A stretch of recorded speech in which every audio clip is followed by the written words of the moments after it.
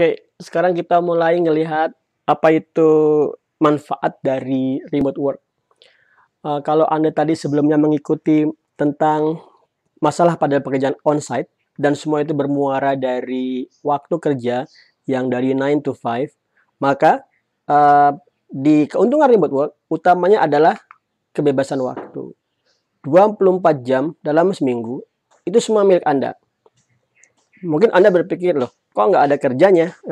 Memang kamu nggak kerja sama sekali?" Maka jawabannya adalah 24 jam dalam sehari, pekerja remote bisa mengatur di mana dia bekerja, kapan mau bekerja, dan bagaimana cara melaksanakannya. Itu perbedaannya.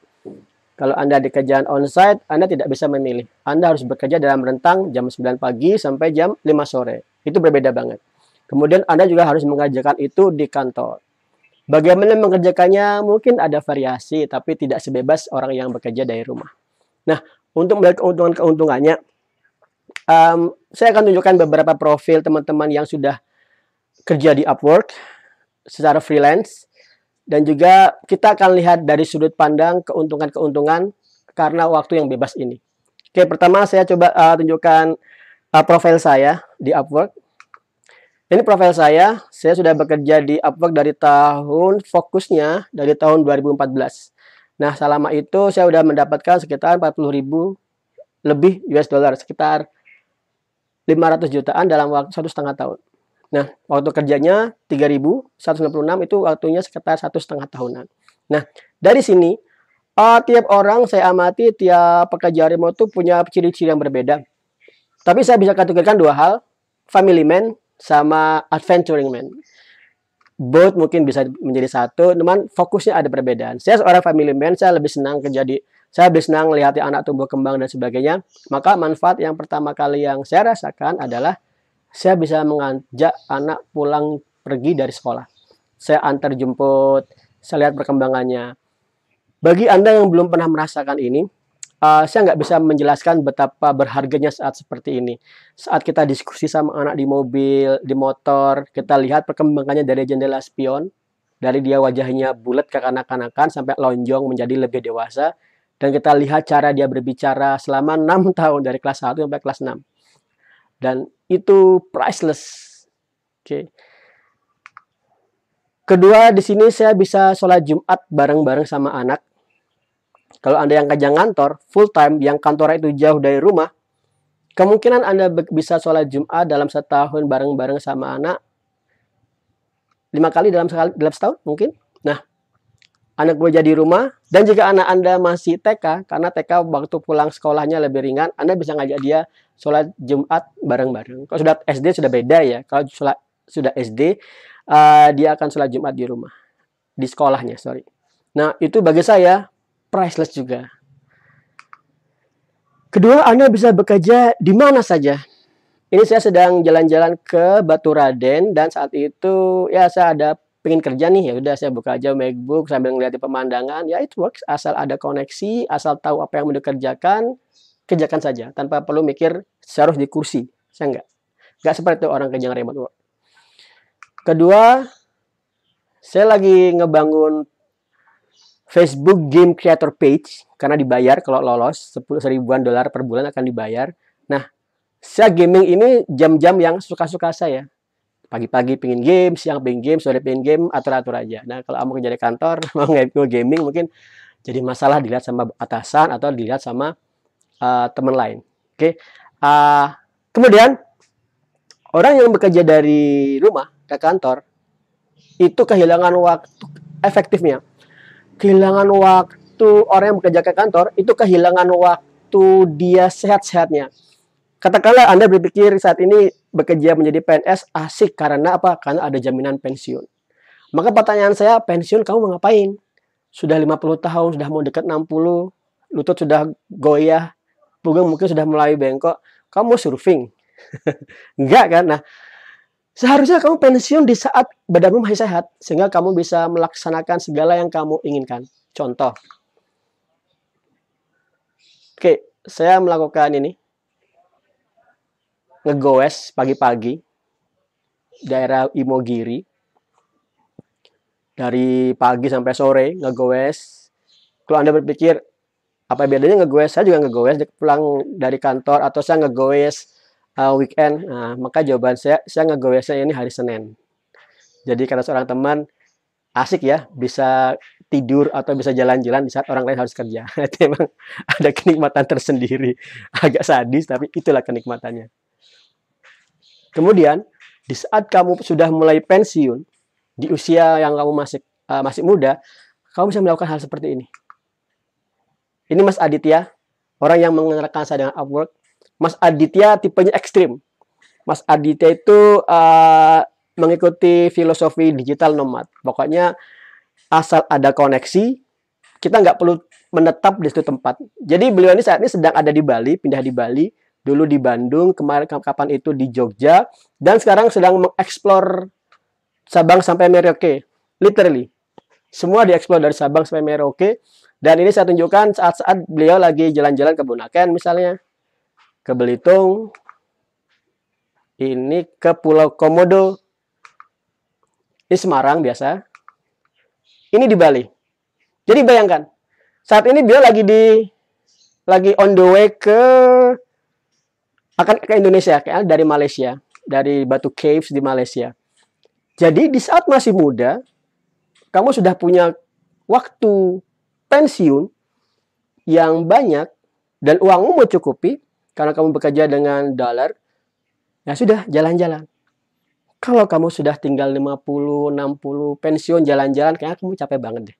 Tidak akan semangat saat kamu masih muda. Yang kedua, selanjutnya, Mas Dwindi. Mas Dwindi ini dulu dosen Amikom Jogja. Saya kenal dari pertemanan lokal karena kami sama-sama di Jogja. Mas Dwindi ini tipenya family man.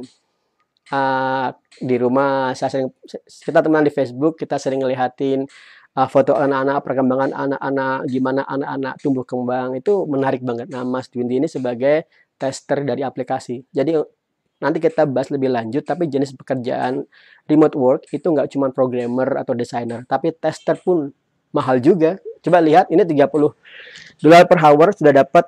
Nah, disembunyikan ya, jumlah uang yang didapat nggak ditunjukkan, nggak apa-apa. Beda-beda memang tiap orang. Kita bisa ngesetnya. Nah, Mas Dwindi ini seperti biasa bisa kerja asal buka laptop dia bisa kerja. Kemudian dia suka ngepost sesuatu tentang anaknya. Bayangkan setahun lalu di post, dilihat lagi ada momen-momen seperti ini. Momen-momen seperti ini berarti momen anak belum tidur ya. Kalau kamu kerja di kantor yang jauh jaraknya, kemungkinan kamu berangkat anak masih tidur, pulang anak sudah tidur. Momen-momen seperti ini akan banyak kamu kehilangan. Saya pernah 11 tahun di Jakarta di Kementerian Kehutanan, ditugaskan oleh PBB, FAO, dan saya kehilangan masa anak saya yang kedua pertama kali berjalan. Kalau anak saya yang pertama saya tahu karena saya di rumah, tapi di tahun 2012-an saya di Jakarta 11 tahun dan saya kehilangan momen anak saya yang kedua pertama kali berjalan. Itu bagi saya sedih banget, tapi ya sudahlah, itu salah satu jalan hidup. Mas Dwindi lagi ngajak anaknya ngelihat banjir. Ini akan menjadi saat-saat yang sangat menyenangkan untuk dikenang beberapa tahun kemudian. Priceless. Oke, selanjutnya. Mas Saiful Sabril, ini saya seangkatan dengan Mas Aditya Agustiana. Beliau programmer Ruby on Rails. Dan dari profil yang saya tunjukkan ini, ada nggak sesuatu yang kamu cermati?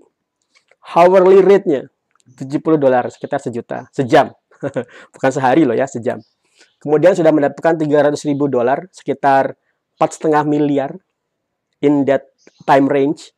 Sudah kerja 10.000 jam. Jadi Mas Sabril ini tipe pekerja keras yang smart. Jadi selain punya di Upwork, dia juga punya tim yang mengerjakan job-job langsung ke perusahaan. Jadi menariknya Mas Saiful adalah beliau konsisten di Upwork dan konsisten juga membangun tim sehingga waktunya luang. Mas Sabril misalnya ini dapat anniversary selama 8 tahun, sudah mengerjakan 41 klien, 63 job terselesaikan. Top banget ya. Kemudian Mas Sabril itu pemain bola. Pemain bola amatir. Ini ruang setup kerjanya, ada PlayStation, ada ruang sendiri, suka-sukanya diatur bagaimana, karena memang pekerja remote ya punya rumah sendiri, punya ruangan kerja sendiri, terserah mau dibangun seperti apa, it's up to you.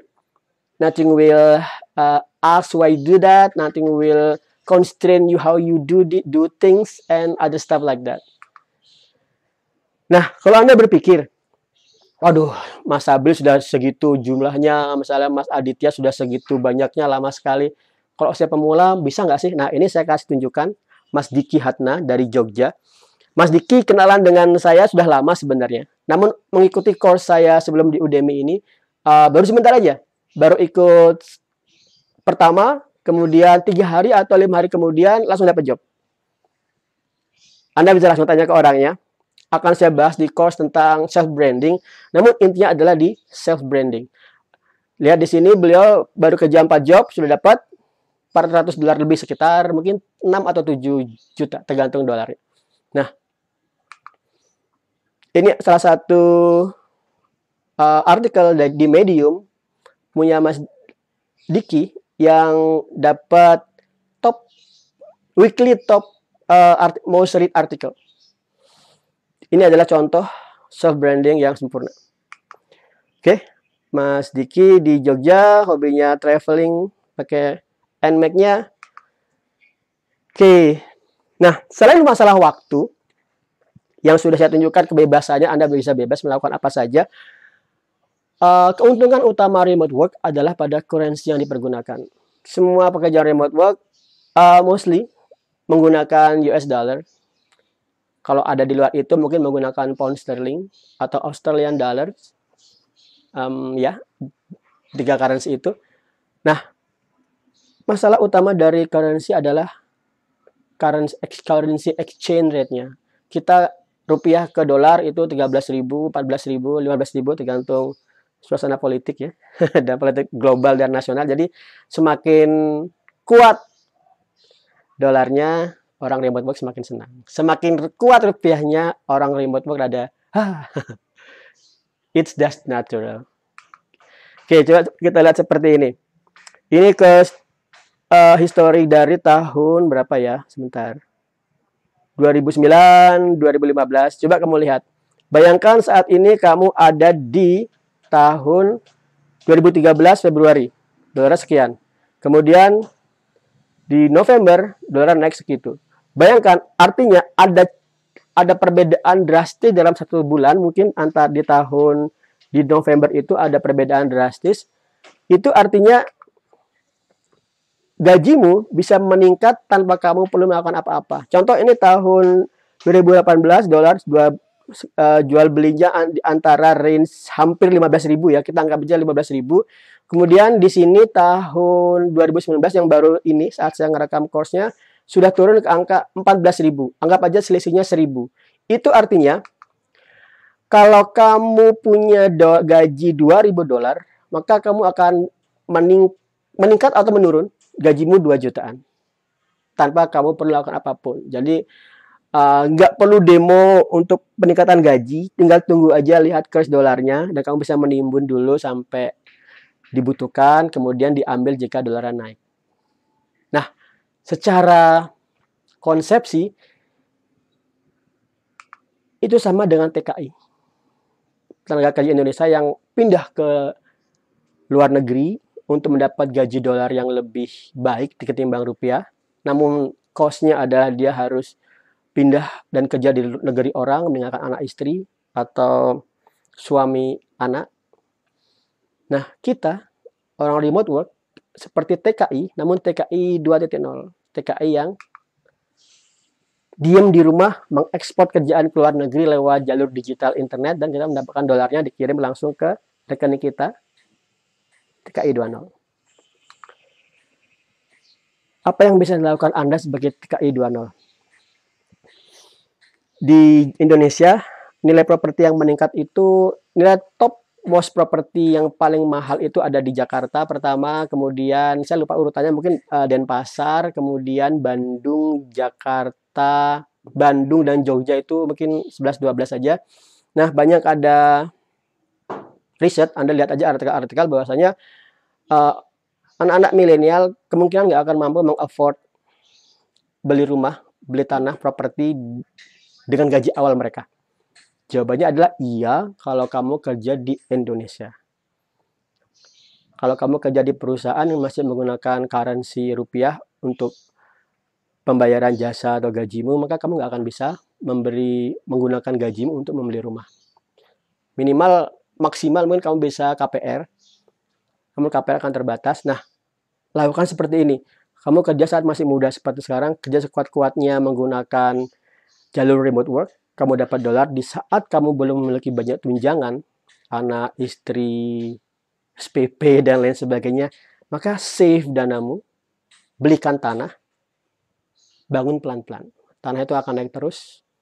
Nah, keuntungan utama dengan dolar adalah gajimu akan melejit.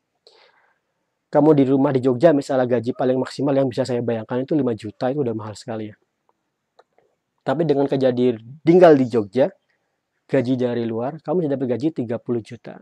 Kamu masih single, simpan cukup 6 bulanan saja, kamu bisa menyimpan uang untuk membeli tanah di daerah selatan. Bantul, Jogja itu antar utara selatan, harganya berbeda-beda. Di daerah selatan kamu bisa punya tanah yang cukup luas dan simpan aja. Kemudian kamu bisa nanti bangun di suatu saat. Ini adalah strategi untuk membeli properti bagi pekerja remote. Kata-kata terakhir yang perlu saya camkan ke teman-teman semua adalah, saya seorang pengagum Bung Karno, tapi menggunakan baju Amerika ya. Oke, saya seorang pengagum Bung Karno, dan Bung Karno itu pernah punya kata-kata, merdeka hanyalah suatu jembatan emas yang di seberangnya jalan pecah dua, sama rasa atau sama sedih. Sebagai pekerja remote, begitu kamu mulai fokus di pekerja remote, itu adalah jembatan emasmu. Setelah kamu melewati jembatan itu, terserah apa yang bisa kamu bangun, bebas. Jembatan emasmu adalah waktu yang luang dan dolar yang banyak. Gabungkan itu dan kamu bisa melakukan seperti Mas Adit, bisa jalan-jalan sana kemari di saat orang sedang kerja di usia mudanya, atau bisa seperti Mas Sabril yang punya banyak aset dan sebagainya, atau kamu bisa seperti Mas Diki yang bisa jalan-jalan, dan masih banyak lagi. Dan paling sederhana adalah kamu bisa membangun rumahmu dengan bentuk dan luas yang lebih leluasa ketimbang jika kamu menggunakan KPR dengan gaji pegawaimu. Masih banyak lagi, terlalu banyak yang bisa saya sampaikan, dan bayangkan saja, merenung, jika saat ini aku punya waktu yang bebas dan uang harta yang melimpah, apa yang kamu lakukan? Insya Allah dengan remote work itu semua lebih mudah tercapai.